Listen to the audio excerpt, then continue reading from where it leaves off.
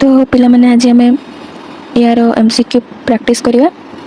तो यहाँ bio part question कही ना gene expression begin with the process called मैंने जीन एक्सप्रेशन जो स्टार्ट हुए से प्रोसेस को कौन कहते देखिए आमर ट्रांसलेशन ट्रांसफॉर्मेशन डीएनए ना ट्रांसक्रिप्शन ट्रांसक्रिप्शन हम कहीं जीन जो एक्सप्रेशन होता है ना जो जीन एक्सप्रेशन को ही ट्रांसक्रिप्शन कहते ठीक अच्छे। तो आंसर हम ट्रांसक्रिप्शन। देखिए आंसर कौन देखिए ये देखो ट्रांसक्रिप्शन देखिए ठीक अच्छे। तो आंसर हम ट्रांसक्रिप्शन है रे। तो जब नेक्स्ट क्वेश्चन को नेक्स्ट क्वेश्चन कौन कही नेक्स्ट क्वेश्चन कही ना एक structure compose of various protein माने बहुत सारा प्रोटीन से तो बहुत सारा प्रोटीन को लेकिन गठित होता है एंड मॉलिक्यूल्स बहुत सारा प्रोटीन एवं मॉलिक्यूल को लेकिन गठित होता गोटे स्ट्रक्चर जोटा कि अटैच होता है एमआरएनए सहित ठीक अच्छे एमआरएनए सहित अटैच होता है एंड स्प्लाइस और cut out the non coding region माने एमआरएनए सहित से जो लागिक रही गोटे स्ट्रक्चर जेटा कि सही स्ट्रक्चरटा बहुत सारा प्रोटीन आ मॉलिक्यूल को नहीं तैयारी होइथिबो सेटा एमआरएनए रे स्प्लाइस बा कटिंग पई हेल्प करता है किए ठीक अच्छे। तो आंसर देछि ना सॉरी ऑप्शन देछि इंट्रॉन एक्सन ए स्प्लाइसियोजम प्रोटीन प्रोटीन तो केबे हेबनी ठीक अच्छे प्रोटीन तो हेबनी बाकी रहिला इंट्रॉन आउ एक्सन ए स्प्लाइसियोजम इंट्रॉन भी हेबनी आमर इंट्रॉन आ एक्सन कोठी अछि आमर नर्वस सिस्टम जो थाए एक्सन इंट्रॉन एंती एंती की थाए ठीक अच्छे एक्सन इंट्रॉन तो बाहर थाए ठीक अच्छे। तो एक्सन इंट्रॉन तो हेबनी तो आंसर हम कौन स्प्लाइसियोजम। अरे स्प्लाइस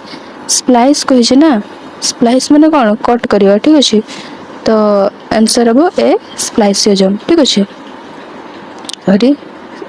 ए स्प्लाइसियोजम। देन जब हम नेक्स्ट क्वेश्चन को नेक्स्ट क्वेश्चन कौन कही नेक्स्ट क्वेश्चन कही देख ये आंसर भी दीजिए स्प्लाइसियोजम ठीक अच्छे। नेक्स्ट क्वेश्चन जब नेक्स्ट क्वेश्चन कही which of the following genus is नॉनस्टॉक ठीक अच्छे नॉनस्टॉक माने ये जो ऑप्शन देछे ये ऑप्शन भीतर कोडा हो जे गोटे नॉक्स्टॉक ठीक अच्छे। नॉक्स्टॉक जानि न सेटा कोन सेटा हो जे गोटे कोन बैक्टीरिया टाइप्स ठीक अच्छे जोटा कि रूट रो नड्यूल माने रूट रे ही देखा जाए ठीक अच्छे डाली जातीय खाद्य माने फसल रूट रे देखा जाए ये बैक्टीरिया माने जो डाली जातीय फसल रे जो बैक्टीरिया देखा जाए से बैक्टीरिया को कहा जाए नॉनस्टॉक ठीक अच्छे। तो ऑप्शन देखिए कौन देछि सियानो बैक्टीरिया शैवाल फाइटो ना ऑल ऑफ दिस। देखो आम तो एबे ही कहले नॉनस्टॉक माने तुम माने जानि रखलो मुझे कहली टिके पर जे नॉनस्टॉक होची गोटे बैक्टीरिया जोटा कि डाली जातीय उद्भिदर रूट रे देखा जाय ठीक अच्छे। तो ये जब मुझे बैक्टीरिया कहली तो कौन हम आंसर बैक्टीरिया हम सियानो बैक्टीरिया गोटे सियानो बैक्टीरिया देखिए ऑप्शन कौन देछि ऑप्शन देछि सियानो बैक्टीरिया ठीक अच्छे। तो जब नेक्स्ट क्वेश्चन को तो नेक्स्ट क्वेश्चन कौन देछि the structures present in the epidermis of leaves रो एपिडर्मिस को कौन कह जाए ठीक अच्छे माने पत्रर हेठ पर देछि पत्रर ऊपरी चर्म उपस्थित गठन को कौन कह जाए माने पत्रर ऊपरी भाग जेटा पत्रर ऊपरी भाग रे माने पत्रर ऊपरी भागटा को से लेयर को कौन कह जाए ठीक अच्छे। आंसर ऑप्शन देछि क्यूटिकल ना स्टोमाटा ना गार्ड सेल ना आ कौन देछि ना एपिडर्मिस एपिडर्मिस तो हेबनी एपिडर्मिस तो ह्यूमन मन को केस रे देखा जाय था तो एपिडर्मिस हेबनी। तो आंसर कौन हम स्टोमाटा स्टोमाटा हम आंसर ठीक अच्छे। देखिए आंसर कौन देछि ये देखो स्टोमाटा ठीक अच्छे आंसर हम स्टोमाटा। जब नेक्स्ट क्वेश्चन को नेक्स्ट क्वेश्चन कौन कहे ना the stoma is composed of two bean shaped cell known as कौन माने जे स्टोमा नुहे ना से पत्रर स्टोमा से गोटे दीटा बीन शेप देछि टू बीन शेप सेल माने दीटा बीन शेप रो ये बीन शेप रो सेल को लेकिन गठित होता है स्टोमाटा सेटा कौन कह जाए से बीन ए बीन शेप रो स्ट्रक्चर को कौन कह जाए है ऑप्शन देछि कौन ना subsidiary cell chloroplast guard cell ना पोर्स कौन कह जाए पोर्स तो दीटा न थाए पोर्स तो बहुत सारा थाए क्लोरोप्लास्ट भी हेबनी सब्सिडियरी सेल हेबनी गार्ड सेल हेब है आंसर हम गार्ड सेल। देखिए कौन देछि आंसर देखो गार्ड सेल बा रक्षक सेल ठीक अच्छे। आम नेक्स्ट क्वेश्चन को जा। नेक्स्ट क्वेश्चन कौन कही ना हु डिस्कवर राइबोसोम्स ठीक अच्छे किए राइबोसोम डिस्कवर करते under the electron microscope under किए राइबोसोम को डिस्कवर करते ठीक अच्छे कौन कहे कामिलो गोल्गी माने किए बोधे Golgi related Golgi complex related किसी गोटे डिस्कवर करते तो यहाँ हेनी देन जी next question sorry next option हूँ रॉबर्ट हुक तो सी सेल रो डिस्कवर करते ठीक अच्छे तापर आसला जॉर्ज पालाडे आंसर हम जॉर्ज पालाडे ये कौन रॉबर्ट ब्राउन भी हेनी जॉर्ज पालाडे हम ठीक अच्छे आंसर हम जॉर्ज पालाडे देखिए कौन देती आंसर देख जॉर्ज पालाडे ठीक अच्छे यहाँ मन रखा कथा यहाँ से किसी बुझा ना यहाँ मन रखियो ठीक अच्छे तो आम जा नेक्स्ट क्वेश्चन कौन कही ना सेंट्रोजोम्स ठीक अच्छे centrosomes is an organelle usually containing two cylindrical structure तो फर्स्ट जानी सेंट्रोजोम कौटा ठीक अच्छे तो ये गोटे गोटे स्ट्रक्चरटा होता है मुझे यही पार्टा को जो जूम करके देखेबी जे ए जगह एटा तो जॉइंट है ना ये जगह एमती टाइप होता है ठीक अच्छे एमती दुईटा छोटा छोटा स्ट्रक्चर थाए एटा तो एमती तो ये जगह दुईटा एमती साइड गोटे एमती छोटा स्ट्रक्चर होता है सिलिंड्रिकल एतकी छोटा स्ट्रक्चर गोटे होता है तो ताकू कौन कह जाए ठीक अच्छे सिस्टम तो कहनी एक्सोनिम भी कहनी सिलिया तो आम एमती होता है सिलिया टाइप से जो मूवमेंट हेल्प करते हैं सिलिया तो हेनी बाकी रहा सेंट्रल से कह सेंट्रल ठीक अच्छे आंसर कौन देखिए सेंट्रल बस आंसर देखिए सेंट्रल बुझी हो देखिए जब नेक्स्ट क्वेश्चन को ये क्वेश्चन कही कौन ना antibiotics are produce in nature by which of the following माने ये जो ऑप्शन देछि ऑप्शन भितर एंटीबायोटिक क्या माने क्या नहीं कि गठित होता है ठीक अच्छे ना प्लांट्स ओनली ना फंजाई ओनली ना सॉइल बैक्टीरिया ओनली ना ऑल ऑफ दिस देखो एंटीबायोटिक्स मेनली प्लांट मान द्वारा भी होता है फंजाई मान द्वारा भी होता है बैक्टीरिया तो करते एंटीबायोटिक तो कौन हम ऑल ऑफ दिस ठीक अच्छे आंसर हम ऑल ऑफ दिस है आंसर हम ऑलरेडी किए लिख देछि फंगी ओनली एटा हेनी भूल लिखी आंसर बाय कैंडिडेट भूल लिखी ठीक अच्छे आंसर हम ऑल ऑफ दिस बुझी हो जब नेक्स्ट क्वेश्चन कौन कही ना which of the following is or are the unit of excretory system in vertebrates ठीक अच्छे वर्टिब्रेट माने कौन अमेरुदंडी प्राणी सॉरी हाँ इनवर्टिब्रेट माने अमेरुदंडी प्राणी वर्टिब्रेट माने मेरुदंडी प्राणी ठीक अच्छे तो क्वेश्चन ये पचारि जे अमेरुदंडी प्राणी मानकर एक्सक्रीशन सिस्टम ठीक अच्छे एक्सक्रीशन सिस्टम माने तांकर रेचन प्रणाली अंश कोटा नेफ्रिडिया रेड्यूला ओरिफिस रिबन देखो रिबन तो गोटे वर्मटा रिबन वर्म जेटा शुणी फ्लैट वर्म ओरिफिस माने कौन कहना ओरिफिस माने ओपनिंग ठीक अच्छे बॉडी ओपनिंग को ओरिफिस कह जाए किसी भी आम नस्ट्रिल गला माउथ ये सब गोटे गोटे ओपनिंग ठीक अच्छे रेड्यूला माने यहाँ हूँ गोटे कौन मल्लुस्का मानकर फिडिंग तांकर रेड्यूला द्वारा से फिडिंग करते फिडिंग कामटा रेड्यूला द्वारा होता है तो यहाँ तो हेनी आमको मागिचे कौन आमको मैंने पचारिचे कौन एक्सक्रीटरी सिस्टम तो आंसर हम नेफ्रिडिया ठीक अच्छे आंसर नेफ्रिडिया हम देन जब आम नेक्स्ट क्वेश्चन को नेक्स्ट देखो आंसर देछि नेफ्रिडिया नेक्स्ट क्वेश्चन देछि व्हाट इज डायोसियस ठीक अच्छे बहुत बड़ा बड़ा आंसर ऑप्शन दे दीजिए डायोसियस माने कौन बुझ हो ठीक अच्छे डायोसियस माने तुम जूलोजी पढ़ी समस्ते कि पढ़ी न जब मुझे कहीदे जूलोजी गोटे अच्छे मोनोइसियस डायोसियस माने धर जाओ गोटे प्लांट ठीक अच्छे गोटे प्लांट जब बहुत मेल रिप्रोडक्टिव सिस्टम आ फीमेल रिप्रोडक्टिव सिस्टम कंटेन कर जदि ताको आम कह मोनोइसियस ठीक अच्छे मोनोइसियसटा बहुत मेल एंड फीमेल कंटेन करता है मैंने रिप्रोडक्टिव सिस्टम कंटेन करता है जदि बहुत मेल और फीमेल रिप्रोडक्टिव सिस्टम से कंटेन करथिबो ताको हमें कहबा मोनोइसियस ताले डायोसियस का कहबा जे करि नथिबो इंडिविजुअल थिबो माने मेल रिप्रोडक्टिव सिस्टम गोटे जगह थिबो फीमेल अलग जगह थिबो बुझी होचे मात्र बुझी दोचे एठी धर जाऊ गोटे गोटे प्लांट भाया तो करनी कि भाविन ये धर जाऊ गोटे प्लांट एटा गोटे प्लांट ठीक अच्छे ये मेल रिप्रोडक्टिव सिस्टम भी अच्छे फीमेल रिप्रोडक्टिव सिस्टम भी अच्छे तो यहाँ को कह मोनोइसियस किंतु ये मेल अच्छे यहाँ गोटे प्लांट ये फीमेल अच्छे ठीक अच्छे तो यहाँ हम डायोइसियस प्लांट एम भितर क्रॉस फर्टिलाइजेशन हम एम सॉरी हाँ क्रॉस फर्टिलाइजेशन हम एम भितर सेल्फ फर्टिलाइजेशन हम ठीक अच्छे बुझीगला तो डायोइसियस माने कौन जोटा इंडिविजुअल थे अलग अलग थे आइदर मेल थी या फिर आइदर फीमेल थी ठीक अच्छे तो ये कही कौन ओनली फीमेल ना ओनली फीमेल हेनी ओनली फीमेल और ओनली मेल एमती था कि ओनली फीमेल तो हेनी ओनली मेल भी हेनी हैविंग आइदर ओनली मेल और ओनली फीमेल ऑर्गन ठीक अच्छे यहाँ हम आंसर हम आइदर मेल और फीमेल ऑर्गन ठीक अच्छे देखिए आंसर कौन देती आंसर भी देती से ही हैविंग आइदर ओनली मेल और फीमेल ऑर्गन ठीक अच्छे जब देखिए नेक्स्ट क्वेश्चन को नेक्स्ट क्वेश्चन कौन कही ना कहीं गला यहाँ पर आंसर ठीक अच्छे हाँ नेक्स्ट क्वेश्चन देचे ना the surrounding where organisms lives ये देख ओडिया बहुत भल भाव में देदी ना जो ठारे जीव मैंने बास करती कौन कह जाए ठीक अच्छे जीव मैंने बास कर कौन आमर जल भाग भी बास कर स्थल भाग भी बास कर ठीक अच्छे तो जो मैंने जल बास कर एक्वाटिक हैबिटेट को जो मैंने जल बास स्थल से टेरेस्ट्रियल एडाप्टेशन तो हुए नहीं कहीं आम एनवायरमेंट को लेकिन आम एडाप्ट होता से एडाप्टेशन कह जाए एडाप्टेशन तो हेनी ये चांस ना आउट रहा हैबिटेट यहाँ हम आंसर